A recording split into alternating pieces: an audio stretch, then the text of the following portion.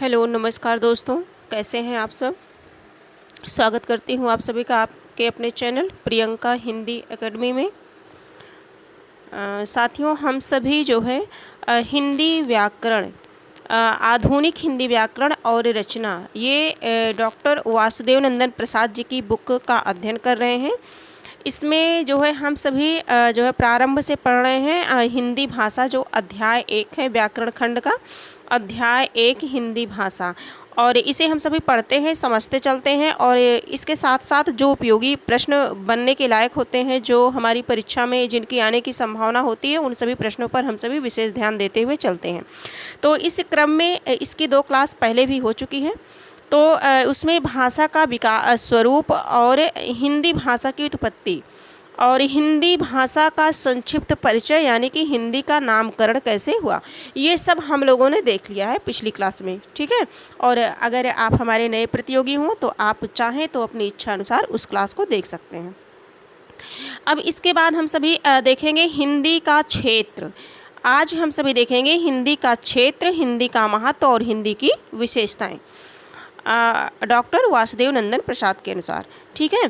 तो इसमें हम सभी देखते हैं आगे कि भाषा क्या है। भाषा मनुष्य की सार्थक व्यक्त वाणी है ना। भाषा के माध्यम से ही हम सभी क्या करते हैं, अपने विचारों को, अपनी भावनाओं को एक दूसरे के पास जो है पहुंचाते हैं, आदान प्रदान करते हैं। भाषा विनिमय का साधन है।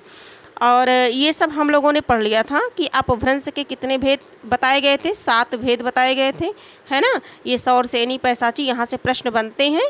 ये खंड हम लोगों के लिए इम्पॉर्टेंट हो जाते हैं, परीक्षा की दृष्टि से ज़्यादा महत्वपूर्ण हो जाते हैं। इसके बाद हम लोगों ने देखा था, हाँ, कुछ कवियों को देखा था, उनकी कुछ रचनाएं देखी थी, है ना। कीर्तिलता, संदेश राशक, ये सब इत्यादि, ये सब हम सभी पढ़ चुके थे। इसके साथ ही साथ हिंदी भाषा का नामकरण, और यहाँ से एक प्रश्न, ये सिंपल साधारण सा प्रश्न है। हिंदी, हिंदू और हिंदुस्तान, ये शब्द संस्कृत के नहीं हैं बल्कि फारसी के हैं, है ना। यहाँ से एक प्रश्न हमारा बन सकता है, ये किसके हैं, फारसी के हैं। और हिंदुस्तान, ये वर्तनी की दृष्टि से भी प्रश्न कई बार परीक्षा में पूछा गया है, तो ये भी ध्यान देंगे। आगे हम सभी ने देखा था,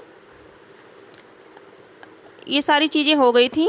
और अंततः जो है ये बताया गया कि हिंदी भाषा, हिंदी जो है भारत की सामान्य जनता की भाषा है, देश की एकता की संपर्क भाषा है, देश की एकता की संपर्क भाषा है, साधु संतों की भाषा है और देश की केंद्रीय शक्ति है। ऐसी विकसित भाषा का सीमित क्षेत्र नहीं हो सकता। आगे हम सभी यहाँ तक कंप्लीट कर लिए थे। ठीक है। हिंदी का क्षेत्र, हिंदी का क्षेत्र, इससे संबंधित हम सभी देखेंगे कि हिंदी का क्षेत्र कितना, कहाँ से कहाँ तक इन्होंने माना है, इनके अकॉर्डिंग, है ना। भारतीय संघ की राजभाषा के रूप में हिंदी आज हमारे देश की भाषा है। जहाँ से प्रश्न परीक्षा उपयोगी होंगे, है ना, जहाँ से प्रश्न बनते हैं वहाँ पर जो है आपको बताने का प्रयास किया जाएगा पूरा। सिद्धांत की दृष्टि से हिंदी का जो स्वरूप राष्ट्रभाषा के लिए ग्रहण किया गया है, उसके भौगोलिक क्षेत्र का सीमांकन भी किया गया है। उत्तर में हिमालय से दक्षिण में नर्मदा की तलहटी तक, तथा पूर्व में भागलपुर से पश्चिम में अमृतसर तक हिंदी खड़ी बोली के रूप में फैली है।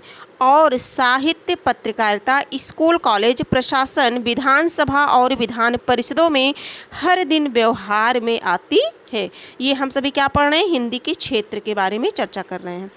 आगे हम सभी देखते हैं, ऐतिहासिक परंपरा को ध्यान में रखते हुए अधिकतर विद्वानों ने हिंदी क्षेत्र को 2 भागों में विभाजित किया है। वो 2 भाग कौन कौन से हैं, एक है पश्चिमी हिंदी, दूसरा है पूर्वी हिंदी।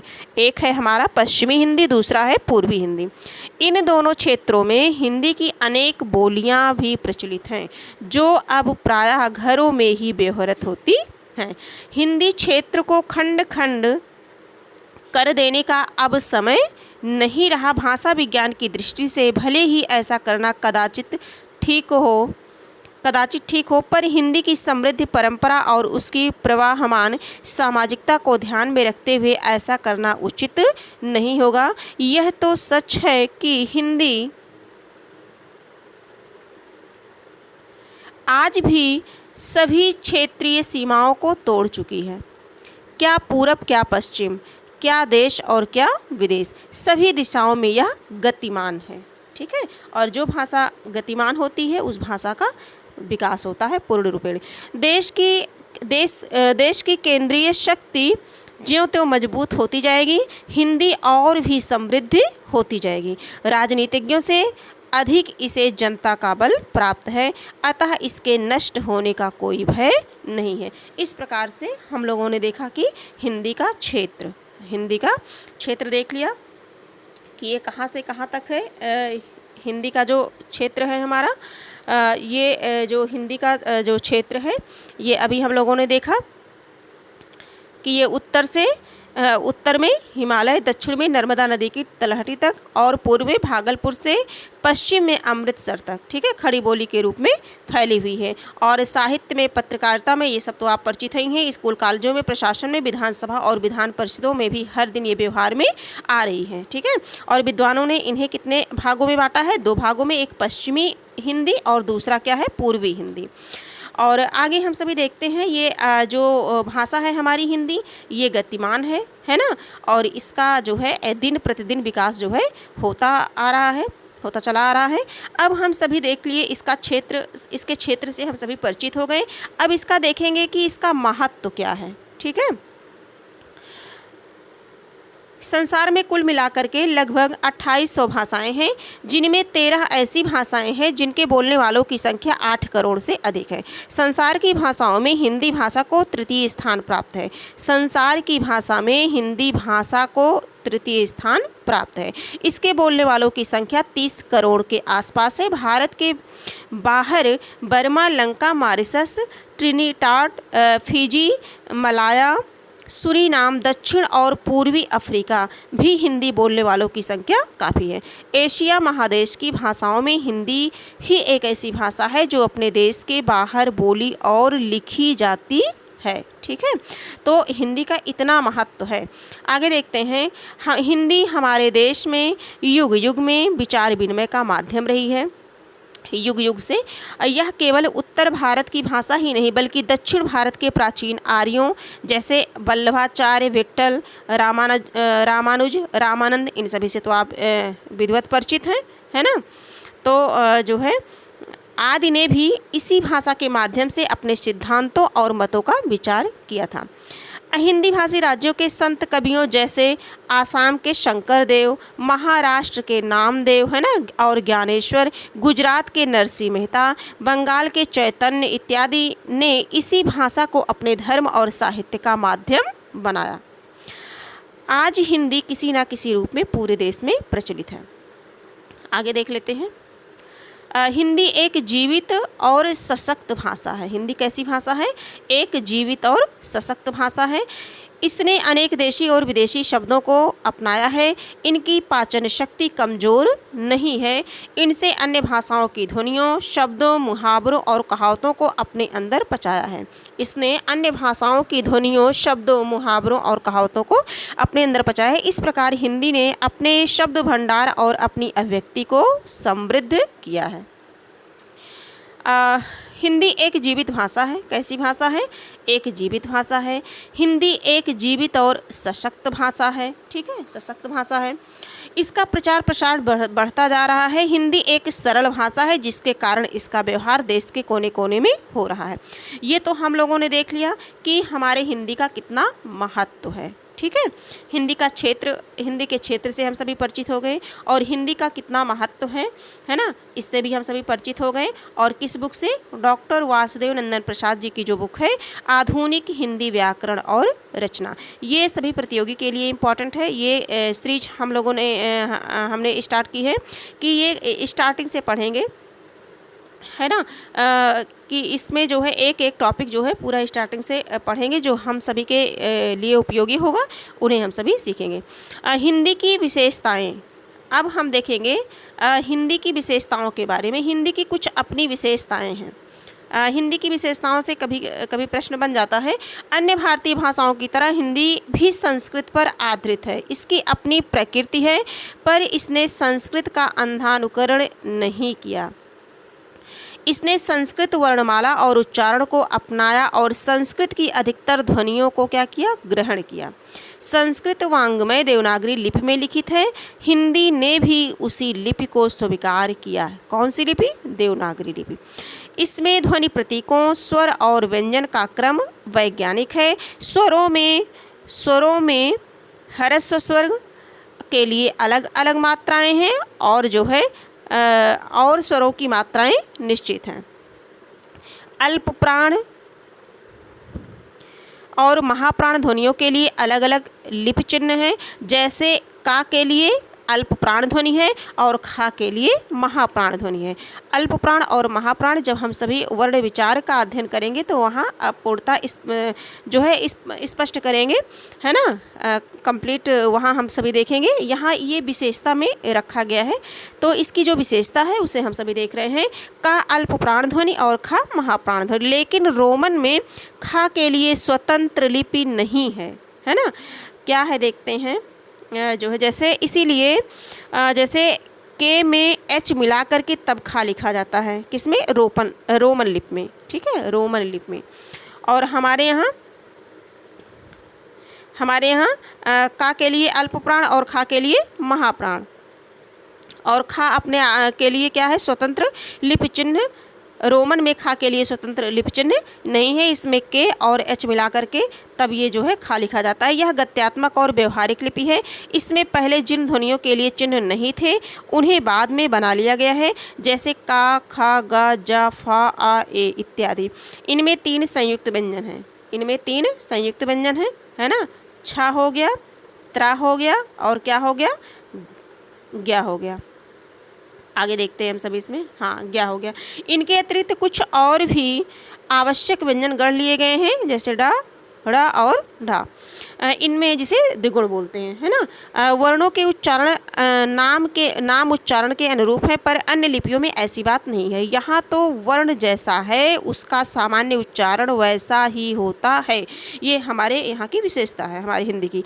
इसमें प्रत्येक ध्वनि के लिए अलग चिन्ह है, एक ध्वनि के लिए एक ही चिन्ह इसकी सबसे बड़ी विशेषता है ना। एक ध्वनि के लिए एक ही चिन्ह इसकी जो है सबसे बड़ी विशेषता है, किसकी? हिंदी की। अन्य लिपियों में एक ही ध्वनि के लिए अनेक चिन्ह प्रयुक्त होते हैं, जैसे रोमन लिपि में का के लिए जो है ध्वनि सी होता है ना, CAT कैट, है ना, सी प्रयोग होगा। और यहाँ किन, है ना, के भी प्रयोग होता है, ऐसे क्यू भी प्रयोग होता है। देवनागरी में एक लिपि चिन्ह से 2 ध्वनियों का बोध नहीं होता, जैसे रोमन लिपि में यू से आ और उ से बट पुट, इसमें केवल उच्चरित ध्वनियाँ ही अंकित होती हैं, अनुच्चरित ध्वनियाँ नहीं। जैसे वाक में अनुच्चरित ध्वनि एल भी लिखी जाती है, जिसका उच्चारण हम लोग नहीं करते, कहते क्या है, ये एल इसमें साइलेंट है ना। तो ये अनुच्चरित ध्वनि भी लिखी जाती है। वस्तुतः हिंदी भाषा जिस रूप में बोली जाती है उसी रूप में सामान्यतः लिखी भी जाती है, इसीलिए अंग्रेजी की अपेक्षा हिंदी सीखने में अधिक कठिनाई नहीं होती है। तो ये सब जो है हमारी हिंदी की क्या है, विशेषता है, ठीक है। हमारी हिंदी की विशेषता है कि एक ध्वनि के लिए एक ही चिन्ह जो है प्रयोग किए जाते हैं, और लिपियों में जैसे रोमन लिपि में एक ही ध्वनि के लिए एक चिन्ह नहीं बल्कि कई चिन्ह प्रयोग किए जाते हैं, ठीक है। आगे देखेंगे हिंदी व्याकरण की कुछ अपनी विशेषताएं हैं, विशेषताओं को भी देख लेते हैं। हिंदी व्याकरण संस्कृत व्याकरण पर आधारित होते हुए भी अपनी कुछ स्वतंत्र विशेषताएं रखता है। हिंदी को संस्कृत का उत्तराधिकार मिला है। इसमें संस्कृत व्याकरण की देन भी कम महत्वपूर्ण नहीं है। पंडित किशोरीदास वाजपेयी ने लिखा है कि हिंदी ने अपना व्याकरण प्रायः स्वतंत्र संस्कृत व्याकरण के आधार पर ही बनाया है। किसने लिखा है ये कथन? किशोरीदास वाजपेयी ने। क्रिया प्रवाह एकांत संस्कृत व्याकरण के आधार पर है, पर कहीं कहीं मार्ग भेद भी है। मार्ग भेद वही हुआ है जहाँ हिंदी ने संस्कृत की अपेक्षा सरलतर मार्ग ग्रहण किया है, ठीक है। ये किसका कथन था? किशोरीदास वाजपेयी ने। हिंदी की व्याकरणिक विशेषताओं के अंतर्गत उन्होंने ऐसा कहा है। हिंदी की क्रियाओं के बारे में हम सभी देखते हैं। ये संस्कृत व्याकरण में क्रिया के 2 प्रकार हैं, एक तिगंत और दूसरा कृदंत। तिगंत क्रिया में कर्ता या कर्म के अनुसार पुल्लिंग स्त्रीलिंग के रूप भेद नहीं होते, केवल कर्ता या कर्म के अनुसार बदलते हैं। उदाहरण के स्वरूप जैसे एक वचन में राम चतुर है ना, सीता चतुर है, ठीक है। और बहुवचन में लड़के अच्छे हैं, लड़कियां अच्छी हैं। यहाँ राम और सीता में राम हैं और सीता हैं में तिगंत क्रिया में पुल्लिंग स्त्रीलिंग का कोई भेद नहीं है ना। राम चतुर है और सीता भी क्या है, चतुर है, कोई भेद नहीं है। यहाँ एक वचन कर्ता के साथ वह एक वचन के रूप में है, बहुवचन में उसका बहुवचन रूप ये हो गया है। पुरुष भेद से भी तिगंत क्रिया में रूप भेद होता है। जैसे मैं, पुरुष भेद है ना, मैं ऐसा नहीं हूँ, तू ऐसा नहीं है। आगे हम सभी देखते हैं, इसमें इस तरह से भेद होता है। कृदंत क्रिया में कर्ता के अनुसार पुल्लिंग, स्त्रीलिंग के भेद से रूप भेद रहता है, किंतु पुरुष भेद का इस पर कोई प्रभाव नहीं पड़ता है। जैसे राम गता, राम गया, सीता गता, सीता गई। यहाँ कर्तृवाच्य कृदंत क्रिया है, ताका हिंदी में या हो गया है।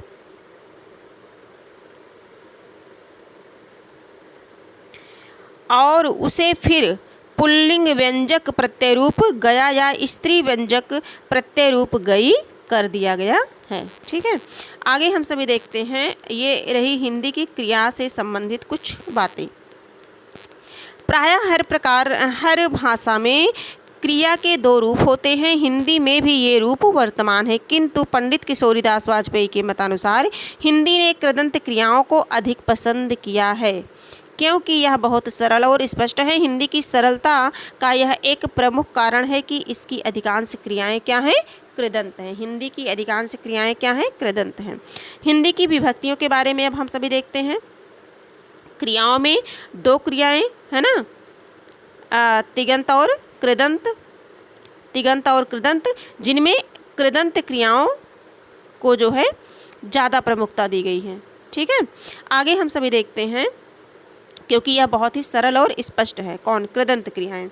और इनकी विभक्तियों के बारे में हम सभी देख लेते हैं। हिंदी में जो विभक्तियां हैं, हिंदी ने संस्कृत व्याकरण की कृदंत पद्धति अपनाई है, इसीलिए संस्कृत की संज्ञा विभक्तियों से हिंदी की संज्ञा विभक्तियां अपेक्षाकृत कम हैं। संख्या में ये 5 या 7 ही हैं। विभक्तियों की इतनी कम संख्या होते हुए भी हिंदी में सरलता और स्पष्टता इतनी अधिक है कि संसार की दूसरी भाषा में शायद ही हो। राष्ट्रभाषा हिंदी के प्रचार का मूल कारण इसकी सरलता है। विभक्तियां मुख्यतः 8 हैं। कितनी विभक्तियां बताई हैं, 8 बताई हैं। ने, का, के, को, से, में, पर और के लिए, है ना। अगर काउंट करें तो भी ये क्या है, कितनी, 8 ही हैं। हिंदी भाषा में विभक्तियों का प्रयोग बड़ी कड़ाई से होता है। हिंदी की यह एक ऐसी विशेषता है जो भारत की अन्य आधुनिक भाषाओं में उर्दू को छोड़ करके नहीं पाई जाती। खासकर ने विभक्ति के प्रयोग में बड़ी सावधानी रखी जाती है। किसमें, ने विभक्ति के प्रयोग में। आगे हम सभी देखेंगे, विभक्तियों की मुख्य संख्या कितनी बताई गई, 8 बताई गई है ना। जो पॉइंट वाली चीज़ है उसे हम सभी ध्यान रखेंगे। आगे देखेंगे, हिंदी में विभक्तियों का प्रयोग क्रिया की स्पष्टता, सरलता और सुनिश्चय के लिए होता है। संस्कृत में विभक्तियों के व्यवहार में अनेक रूप भेद होते हैं, हिंदी में यह झमेला बिल्कुल भी नहीं है।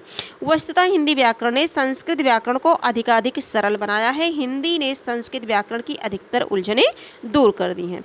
आगे हम देखते हैं, हिंदी के सर्वनाम अपने हैं, इसकी विशेषता पढ़ रहे हैं, है ना। तो हम लोगों ने किसके बारे में देखा, क्रिया के बारे में देखा, और 2 क्रियाएं हैं जिनमें कृदंत क्रिया जो है ज़्यादा प्रयोग किया गया है, इसको ज़्यादा महत्व दिया गया है। विभक्तियां 8 पढ़ ली, है ना, 8 व्यक्तियों के बारे में बताया। अब सर्वनाम के बारे में देखेंगे। हिंदी के सर्वनाम अपने हैं। हिंदी के सर्वनामों पर प्राकृतों तथा अपभ्रंशों का प्रभाव है, क्योंकि ये वहीं से घिसते बनते आए हैं। इनकी अपनी विशेषताएं हैं। हिंदी के सर्वनाम चाहे पुरुषवाचक हो या प्रश्नवाचक हो, सभी अपनी विशेषता लिए हुए हैं। संस्कृत में केवल युष्मद और अस्मद ही सब लिंगों में समान रूप में प्रयुक्त होते हैं, शेष सभी सर्वनाम अपने रूप में बदलते रहते हैं। जैसे कस्या अयम बालिका, कस्य इयम बालिका। हिंदी ने इस झंझटों को दूर कर दिया है। यहाँ स्त्रीलिंग या पुल्लिंग किसी भी रूप में सर्वनाम का रूप नहीं बदलता। जैसे उदाहरण के लिए, तू पढ़ेगी, तू पढ़ेगा, है ना, तू क्या है, सर्वनाम है ना, लेकिन बदला कहीं नहीं बदला, है ना, तुम कहाँ जाओगी, तुम कहाँ जाओगे, है ना, नहीं बदला। इसी तरह से कोई जा रहा है, कोई जा रही है, कौन जा रहा है, कौन जा रहा, नहीं बदलता। ठीक है, आगे देखेंगे हिंदी सर्वनामों की एक रूपता उसकी एक ऐसी विशेषता है जो भारत की अन्य वर्तमान भाषाओं में प्रायः नहीं मिलती है। यहाँ भी हिंदी ने संस्कृत की जटिलता कम करके भाषा को अपेक्षाकृत अधिक सरल बना दिया है। ठीक, इससे बढ़कर के सर्वनामों का सरलतम रूप और क्या ही हो सकता है। कहने का मतलब हमारी जो हिंदी है ये जो है संस्कृत को आधार लेकर के बनी है, लेकिन संस्कृत की भाषा से ये स्वयं को क्या की है, सरल बनाई है कहीं कहीं। आगे देखेंगे ये जो है, हाँ, आज की क्लास में हम इतना ही देखते हैं। आज हम लोगों ने क्या क्या सीखा देखते हैं आज की क्लास में, क्योंकि इस PDF में इतना ही है। और हिंदी के महत्व को हम लोगों ने देखा, है ना, हिंदी का क्षेत्र देखा था पहले, हिंदी का क्षेत्र कि ये कहाँ से कहाँ तक है, हिंदी के क्षेत्र के बारे में देखा था कि ये कहाँ से कहाँ तक है, उत्तर भारत से लेकर के जो है ये पश्चिम में अमृतसर तक और खड़ी बोली के रूप में ये फैली हुई है ना, उत्तर में हिमालय से दक्षिण में नर्मदा की तलहटी तक और पूर्व में भागलपुर से पश्चिम में अमृतसर तक, इतना याद रखेंगे। और साहित्य, पत्रकारिता, स्कूल, कॉलेज, प्रशासन, विधानसभा और विधान परिषदों में हर दिन या व्यवहार में ये जो है लाई जा रही है, व्यवहारत हो रही है। और इसे जो है अधिकतर विद्वानों ने दो भागों में कर दिया है, दो हिंदी क्षेत्र को, पश्चिमी हिंदी और पूर्वी हिंदी। आगे हम सभी ने क्या सीखा, हम सभी ने देखा हिंदी का महत्व, है ना, सभी दिशाओं में हिंदी का जो है ये देश विदेश में हिंदी बोली जाती है और इसके नष्ट होने का अब कोई भय नहीं रहा है। हिंदी क्या है हमारी, हिंदी सभी दिशाओं में गतिमान है और यह जो है हिंदी और भी समृद्ध होगी, मतलब और धीरे धीरे ये समृद्धि की तरफ बढ़ रही है ना। हिंदी का महत्व देख लिया हम लोगों ने, हिंदी का कितना महत्व है। हिंदी के महत्व में हम लोगों ने देखा कि ये जो है संसार की सब भाषाओं में हिंदी भाषा को तृतीय स्थान प्राप्त है। इसके बोलने वालों की संख्या 30 करोड़ के आसपास है। भारत के बाहर भी जैसे बर्मा, लंका, मॉरिशस, ट्रिनिडाड और फिजी, मलाया, सूरीनाम, दक्षिण और पूर्वी अफ्रीका में भी हिंदी बोलने वालों की संख्या अधिक है। एशिया महादेश की भाषाओं में एक ही ऐसी भाषा जो अपने देश से बाहर बोली और लिखी जाती है, तो इसका बहुत बड़ा महत्व है। यह अपने देश से बाहर भी बोली जाती है, अधिकांश लोग इसका प्रयोग करते हैं। आगे हम लोगों ने देखा विशेषता, हिंदी की विशेषताओं के बारे में देखा, स्वर और व्यंजन के बारे में देखा, है ना। फिर हम लोगों ने देखा कि जो है एक स्वरों में जो है ह्रस्व दीर्घ के लिए अलग अलग मात्राएं होती हैं, स्वरों की मात्राएं निश्चित होती हैं। जैसे अल्प प्राण और महाप्राण ध्वनियों के लिए अलग अलग लिपि चिन्ह होते हैं। का अल्प प्राण ध्वनियाँ और खा अल्प प्राण ध्वनियाँ क्या हैं, का के लिए अल्प प्राण ध्वनि और खा के लिए महाप्राण ध्वनि है, ठीक है, जबकि रोमन लिपि में ऐसा नहीं है।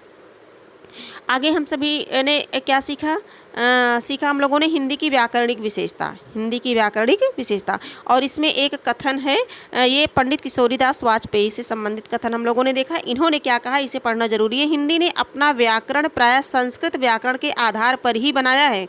क्रिया प्रवाह एकांत संस्कृत व्याकरण के आधार पर है, पर कहीं कहीं मार्ग भेद भी हैं। मार्ग भेद वहीं हुआ है जहां हिंदी ने संस्कृत की अपेक्षा सरलतर मार्ग ग्रहण किया है, ठीक है। ये कथन किसने कहा है, पंडित किशोरीदास वाजपेयी ने। ये हमारे लिए इंपॉर्टेंट बात थी। फिर हम लोगों ने क्रिया के बारे में देखा, तो दो क्रियाएं हैं, दोनों क्रियाओं में क्या है, तिगंत है और कृदंत है, और जो सरलता की दृष्टि से कृदंत का ज़्यादा प्रयोग हुआ है ना, इसका ज़्यादा महत्व है। आगे हम लोगों ने सीखा, हम लोगों ने क्रिया के बारे में देखा। फिर हम लोगों ने विभक्तियों के बारे में देखा। विभक्तियों की संख्या को कितना बताया गया, मुख्यतः 8 विभक्तियाँ बताई गई, है ना। और इसमें ने विभक्ति का प्रयोग जो है बड़ी सावधानी रखी जाती है इसका प्रयोग करने में, ने विभक्ति का प्रयोग करने में। फिर हम लोगों ने क्या सीखा, सर्वनाम के बारे में सीखा। किसके बारे में, सर्वनाम के बारे में सीखा। अब इसके आगे से थोड़ा ही बचा है हम सभी का, फिर ये चैप्टर हम सभी का जो है कंप्लीट हो जाएगा। फिर हम अपने मेन मुद्दे पे आ जाएंगे हम सभी, जहाँ से अधिकतर प्रश्न बनते हैं। प्रश्न तो यहाँ से भी बनते हैं, लेकिन फिर हम लोग पढ़ेंगे वर्ण विचार। एक क्लास अभी इसमें और बची है, थोड़ी सी है, ये भी हम अगली क्लास में देख लेंगे, आने वाली जो क्लास होगी। इसमें जो भी क्लास इसके बात की जाएगी, हिंदी के विशेषण की अपनी विशेषता है। विशेषण के बारे में हम सभी देख लेंगे, और हिंदी में अव्यय की क्या विशेषता है, और हिंदी की प्रकृति थोड़ी सी है। और हिंदी भाषा जो है एक प्रवाह है, भाषा एक प्रवाह है। थोड़ा सा इसके बारे में हम सभी एक क्लास अभी और देखेंगे। फिर आ जाएंगे हम सभी अध्याय 2 वर्ण विचार से संबंधित फिर प्रश्नों को देखेंगे। वर्ण विचार से संबंधित हम सभी जो है महत्वपूर्ण टॉपिक को कवर करेंगे, है ना। तो ये अभी स्टार्टिंग है, ये इसकी जो है तीसरी क्लास है। इसकी जो है क्लास संख्या जो है क्लास संख्या ये 3 है। इसके पहले 2 क्लास हो चुकी है, आप चाहें तो उसे देख सकते हैं। और आज की क्लास यहीं जो है कंप्लीट करते हैं। फिर हम मिलेंगे एक नई क्लास के साथ मिलेंगे।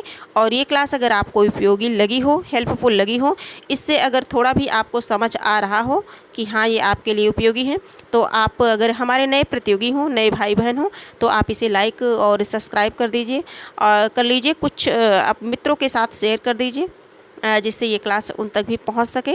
और हमारी बहुत ढेर सारी शुभकामनाएं हैं। आप सभी पढ़ते रहिए और मन लगा करके अपने जीवन को उज्जवल बनाते रहिए।